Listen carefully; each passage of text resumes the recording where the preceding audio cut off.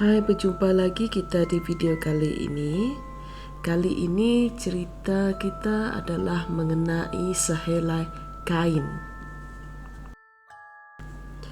Kisah ini diceritakan oleh kawan saya kepada saya baru-baru ini.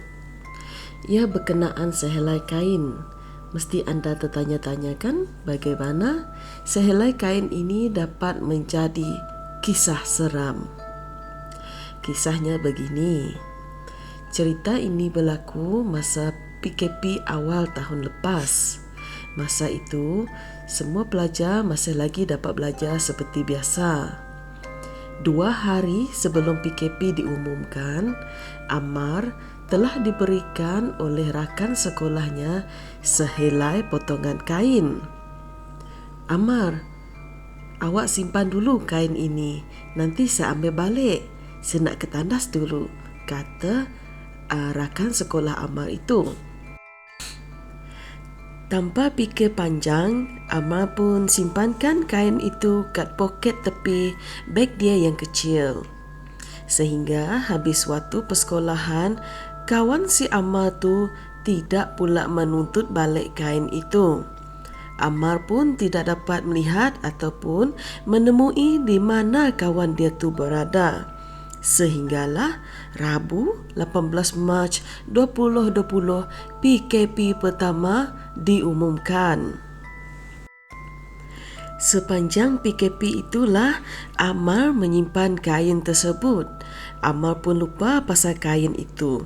Tetapi Ammar selalu berasa tidak sihat badan, rasa macam lemah-lemah badan dan kurang mau bersosial dengan family dia. Ammar ni asyik berkurung di dalam bilik. Sepanjang masa dia di dalam bilik, tapi ibu bapa, nenek dan adik-beradik dia yang lain tidak kisah sangat, sebab anak muda memang macam tu. Kadang-kadang ada juga mak bapak si Ammar ni tegur, "Kalau makan, janganlah makan di dalam bilik," kata mereka. "Makanlah sama-sama di meja makan." Reaksi Ammar amat berlainan. Ammar melenting. Dia jawab dia ada kerja yang perlu dia buat di bilik. Dengarkan begitu, ibu bapa Ammar pun malas nak bertekak dan membiarkan sahaja Ammar. Dalam masa tersebut, selalu ada kejadian pelik-pelik berlaku di rumah keluarga Ammar. Kadang-kadang, selalu dengar di dapur ada orang makan malam. Meja yang sudah kemas pun boleh kotor-kotor dan tidak kemas. Selalulah mereka menyalahkan satu sama lain, tuduh-menuduh pun berlaku. Si Ammar pula selera makin besar. Ibunya heran melihat selera Ammar makin menjadi-jadi.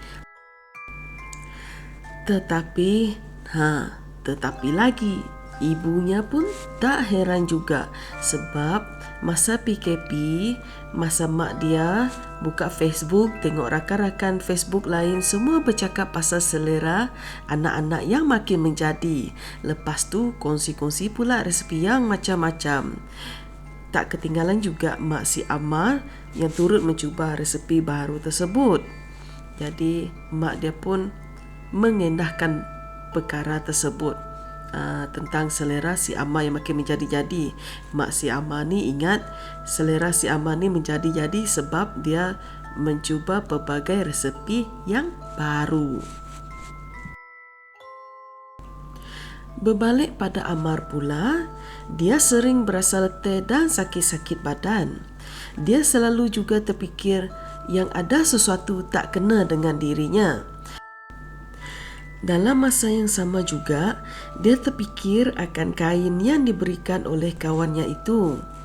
Tetapi, setiap kali si Ammar nak mengadu mengenai keadaan dirinya dan nak memberitahu pasal kain itu, setiap kali itu juga Ammar akan sakit. Bila dah sakit, Ammar pun lupa apa niatnya sebelum itu.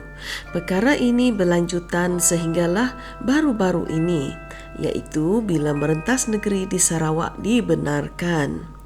Disebabkan sudah lama tidak melawat nenek saudaranya yang agak rapat juga dengan keluarga mereka, mereka sekeluarga pun bercadang melawat nenek saudara mereka itu di sebuah daerah lain.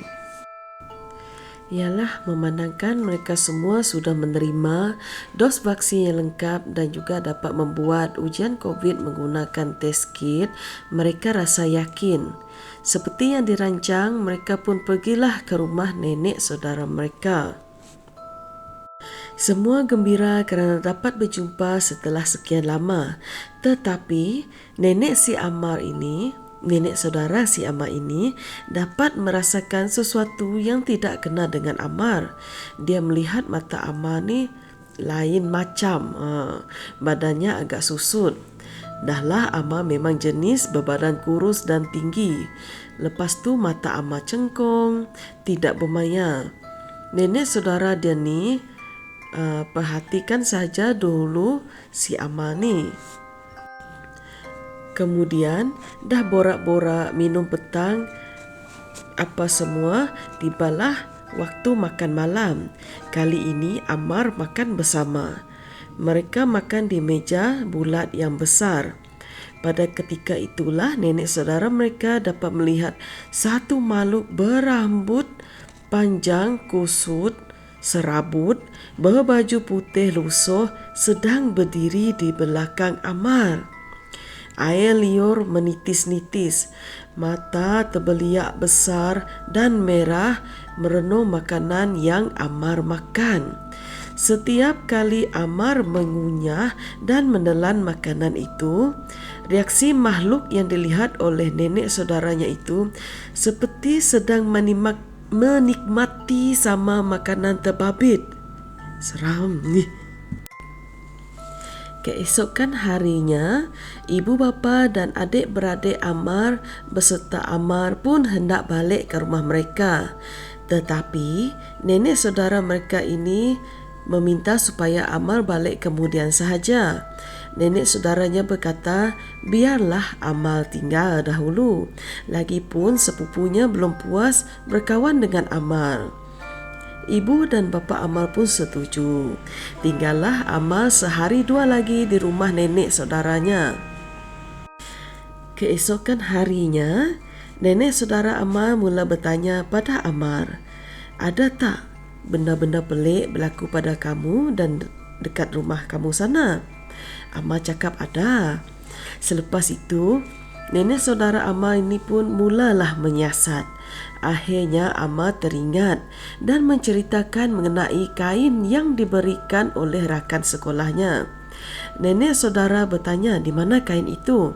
Ammar pun memberitahu bahawa kain itu masih ada di dalam beg sekolahnya. Beg sekolah itu kebetulan pula digunakan oleh Ammar untuk menyimpan kain baju yang dibawa ke rumah nenek saudaranya. Nenek saudara Ammar meminta kain itu. Kemudian nenek Ammar meminta Ammar dan sepupu Ammar bersiap-siap sebab mereka nak balik ke daerah di mana keluarga Ammar tinggal. Tanpa berlengah, mereka semua bertolak tengah hari itu juga. Perjalanan adalah dalam 5 ke 6 jam. Sepupu Ammar yang memandu. Sepupu itu bernama Zack. Zack memang tinggal bersama neneknya. Lagipun dia yang membantu neneknya menjaga kedai runcit. Petang itu, mereka sampai di daerah di mana keluarga Ammar tinggal. Tidak membuang masa lagi, mereka terus ke sekolah. Sesampai sahaja di sekolah, nenek saudara mengajak Ammar untuk menanam kain itu di kawasan sekolah dan ada juga doa yang diajarkan oleh nenek saudaranya. Dan akhir sekali, kata-kata yang perlu diucapkan oleh Ammar iaitu seperti ini. Sini tempat tinggal baru kamu. Kamu jangan kacau saya lagi, ganggu saya lagi. Saya tidak mahu kamu. Selesai tanam semua kain itu, mereka pun bergerak ke rumah keluarga Ammar. Malam itu, nenek saudara itu pun menceritakan mengenai makhluk yang dia lihat yang mengikuti Ammar. Dia cerita juga sisa makanan yang ada di atas meja, baki lauk yang tidak habis di meja makan. Semua makhluk itu makan pada waktu malam. Selepas itu, tahulah mereka siapa yang selalu sepah-sepahkan makanan yang berada di atas meja itu, yang selalu kotorkan dapur mereka. Rupanya perbuatan makhluk tersebut. Selepas dari hari itu, tiada lagi gangguan yang Ammar terima dan keluarganya terima. Ammar dan keluarga mereka telah kembali seperti biasa. Pengajaran dari cerita ini, jika ada orang nak bagi apa-apa, jangan terima ya. Takut perkara yang berlaku pada Ammar berlaku pula pada anda dan kita semua. Baiklah, sampai sini saja cerita saya pada hari ini. Hingga kita jumpa lagi di video yang akan datang. Bye.